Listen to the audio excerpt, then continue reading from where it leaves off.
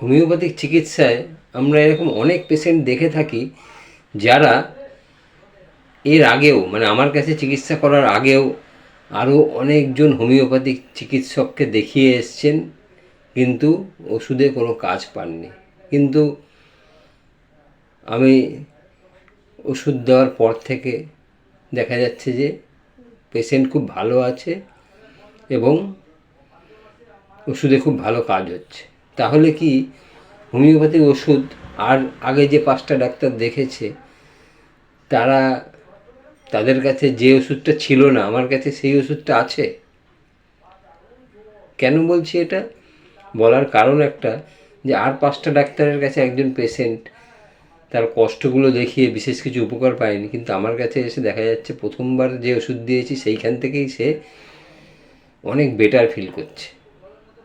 এরকম কয়েকজন পেশেন্ট আমাদের কাছে জিজ্ঞেসও করে যে ডাক্তারবাবু, আগেও তো আমি হোমিওপ্যাথিক চিকিৎসা করেছি, দেখিয়েছি, তাদের কাছে রেজাল্ট পেলাম না, কিন্তু আপনার কাছে এসে রেজাল্ট পেলাম।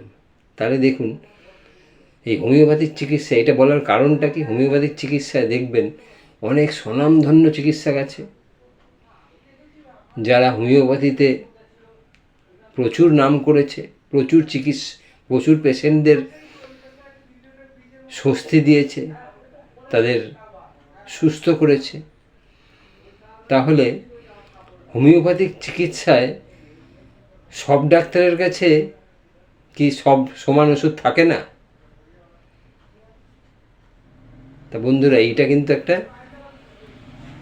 ধারণাটা সাধারণ মানুষের নাও থাকতে পারে যে ওই ডাক্তার এই ওষুধ ব্যবহার করে, এই কোম্পানির ওষুধ ব্যবহার করে। হোমিওপ্যাথিক চিকিৎসায় দেখুন, যদি আপনি একটা যে ওষুধ, সব ওষুধই কিন্তু সব ডাক্তারের কাছে থাকে। আমার কাছে যে ওষুধ আছে, যে আমার থেকে কম ফি নেয় তার কাছেও সেই ওষুধ আছে, আবার যে অনেক বেশি ফি নেয় তার কাছেও সেই ওষুধ আছে। তাহলে হোমিওপ্যাথিক চিকিৎসায় আপনি কোন ওষুধটা সিলেকশন করছেন, সেইটা কোন ডাক্তার কোন মাথা খাটিয়ে কোন ওষুধটা সিলেকশন করছে তার উপর নির্ভর করবে যে পেশেন্ট কত ভালো থাকবে। তাহলে ওষুধ কিন্তু সবার কাছে সমান ওষুধ রয়েছে। তাহলে এই ক্ষেত্রে ওষুধ সে দিতে পারছে না, আরেকজন দিতে পারছে। কেন দিতে পারছে? কেননা তার কিন্তু হোমিওপ্যাথির চিকিৎসায় যেগুলো প্রয়োজন সেগুলো তার নলেজে আছে। তাহলে হোমিওপ্যাথির, আমরা সবসময় যেটা বলে আসি, হোমিওপ্যাথির চিকিৎসার মূল নীতি হচ্ছে treat the patient not the disease. এইটা কিন্তু একজন হোমিওপ্যাথিক চিকিৎসক যে নতুন পাস করে বেরিয়েছে তার মাথায় ঢোকানো বা ঢোকাটা খুবই কষ্টকর। এটা আমরা নিজেদের ক্ষেত্রেও কিন্তু অনেকটা বুঝি, বা প্রত্যেক কটা ডাক্তারই আমার মনে হয় সবাই বোঝে। একজন পেশেন্ট যখন আপনার কাছে আসবে, আপনার কিন্তু কি হয়েছে, পেশেন্টের কী রোগ হয়েছে এবং সেই রোগের ওপর কী কী ভালো ঔষধ আছে সেইগুলো নিয়েই আমরা চিন্তা করে থাকি। আমরা কিন্তু চিন্তা করি না যে এই যে পেশেন্ট আমার কাছে এসছে, এই পেশেন্টকে আমি কিভাবে দেখতে হবে, তাকে ওভারঅল দেখতে হবে, তার সব সামগ্রিক লক্ষণ দেখতে হবে। এগুলো কোন ক্ষেত্রে? আমি কিন্তু সবসময় ক্রনিক ডিজিজের ক্ষেত্রে বলছি।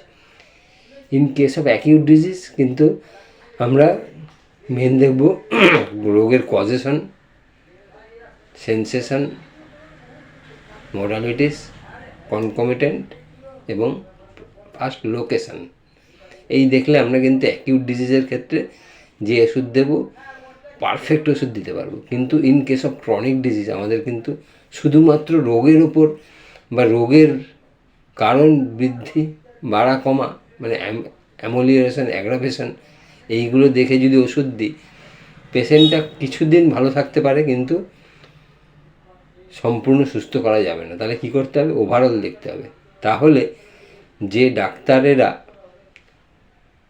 স্বনামধন্য ডাক্তার বা অনেক নাম করেছে, তাদের মূলনীতি কি? তারা হোমিওপ্যাথির মূলনীতি treat the patient not the disease, এইটা মেনে চলে।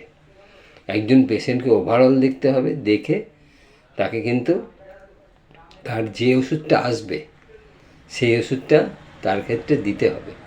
এইটা কিন্তু ডাক্তারি জীবনের প্রথম দিকে ভেরি ডিফিকাল্ট টু, মানে এটা মেনে চলা খুব ডিফিকাল্ট। আপনার কাছে একজন একজন আপনার কাছে আসলো কি নিয়ে, না তার একটা গাম অ্যাবসেস হয়েছে। আপনি কিন্তু ওই গাম অ্যাবসেসের উপর কী কী ওষুধ আছে তার উপরে চিন্তা করে ওষুধ দেবেন। একজন আপনার কাছে আসলো অ্যাংজাইটি নিউরোসিস, আপনি অ্যাংজাইটি নিউরোসিসের উপর চিন্তা করে ওষুধ দেবেন, কিন্তু তাকে ওভারঅল দেখতে হবে। একজন আপনার কাছে থাইরয়েড নিয়ে আসলো, একজন আপনার কাছে কনস্টিপেশন নিয়ে আসলো, একজন আপনার কাছে মাইগ্রেন নিয়ে আসলো। তাহলে আপনি মাইগ্রেন তার কোন দিকে হচ্ছে? বাঁদিকে হচ্ছে। কখন বেশি হয়? সকালে বেশি হয়, রোদে গেলে বেশি হয়। শুধু এইটুকু দেখে যদি আমরা ন্যাট্রামিউরের কথা চিন্তা করি বা দিয়ে দিই, এটা চিন্তা করলে হবে না। ন্যাট্রামিউর নিতে গেলে আমার ওভারঅল দেখতে হবে পেশেন্টের কনস্টিটিউশন আছে কি না, পেশেন্টের হট পেশেন্ট কি না, পেশেন্ট লিনথিন ইমাসিয়েটেড আছে কি না, কনস্টিপেশন আছে কি না, জল পিপাসা কেমন, কি খেতে ভালো লাগে, এর পেছনে কারণটা কি, মেন্টাল কোনো কজ, মেন্টাল সাপ্রেশন আছে কি না, ওভারঅল দেখতে হবে পেশেন্টটাকে। শুধুমাত্র আমরা মাইগ্রেনের কোন সময় বাড়ে কোন সময় কমে, থাইরয়েড হলে আমরা শুধু থাইরয়েড হয়েছে থাইরয়েড নামের কথা চিন্তা করলাম, কনস্টিপেশন হয়েছে শুধুমাত্র কনস্টিপেশনের কথা চিন্তা করে ওষুধ দিলাম হবে না। পেশেন্টটাকে ওভারঅল দেখতে হবে। ওভারঅল দেখে যদি ওষুধ দেন তাহলে কিন্তু পেশেন্টকে সুস্থ করা যাবে।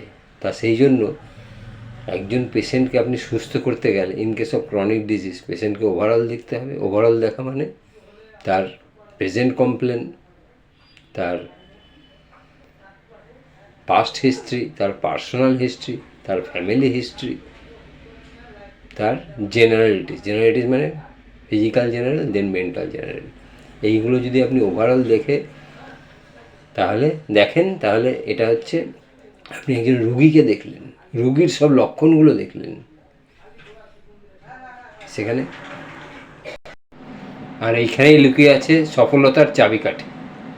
আপনি যদি সফল হতে চান, একজন ভালো চিকিৎসক হতে চান, সুচিকিৎসক হতে চান, আপনি যে প্রেসক্রাইব করবেন সেটাই যদি মার্ভেলাস কাজ পেতে চান, তাহলে অবশ্যই treat the patient not the disease, এই ক্রাইটেরিয়া নিয়ে চলতে হবে। সেই জন্য যারা স্টলওয়ার্ড, যারা অনেক চিকিৎসায় অনেক সুনাম অর্জন করেছে, তারা অলওয়েজ এটা মেনে চলে এবং বলে থাকে যে individualisation, in case of homeopathy, individualization is the main criteria to select a more simillimum medicine, এবং যখন এটা আপনি করতে পারবেন then you will become a good prescriber.